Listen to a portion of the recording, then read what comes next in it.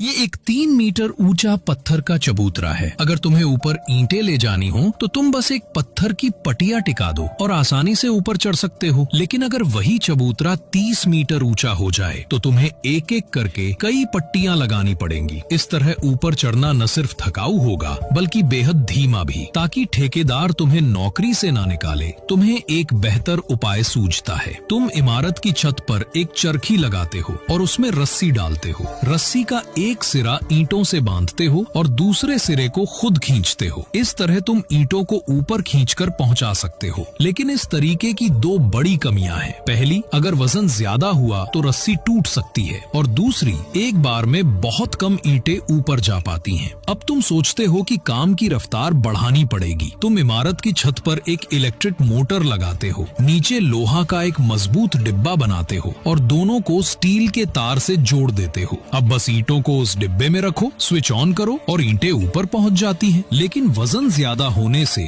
Motor पर दबाव बढ़ जाता है। इसलिए तुम एक और कमाल करते हो। केबल के दूसरे सिरे पर एक भारी संतुलन वजन काउंटरवेट लगाते हो। अब जब डिब्बा ऊपर जाता है तो वजन नीचे आता है, जिससे मोटर का काम आधा आसान हो जाता है। फिर भी एक दिक्कत रह जाती है। अगर ऊपर उठते समय तेज हवा चल जाए तो डिब्बा हिलने डुलने लगता है, जिससे जोखिम बढ़ता है। इसे ठीक करने के लिए तुम चारों कोनों पर लोहे की गाइड रेलें लगाते हो और डिब्बे में गाइड शूज नाम के पहिएदार उपकरण लगाते हो जो रेल को पकड़ कर चलते हैं। इससे डिब्बा सीधा और स्थिर रहता है। लेकिन अगर केबल पुरानी होकर टूट जाए तो क्या होगा? तुमने इसका भी हल निकाल लिया। डिब्बे के नीचे सेफ्टी क्लैंप, सुरक्षा ब्रेक लगा दिया, जो अगर डिब्बा तेजी से नीचे गिरने लगे तो रेल को जकड़कर रोक देता है। और आखिर में तुम डिब्बे के अंदर कंट्रोल सिस्टम लगाते हो, जिससे सिर्फ बटन दबाकर ऊपर नीचे की स्थिति सटीक रूप से नियंत्रित की जा सके। और इस तरह तुमने एक साधारण लेकिन शानदार लिफ्ट एलिवेटर का आविष्कार कर लिया।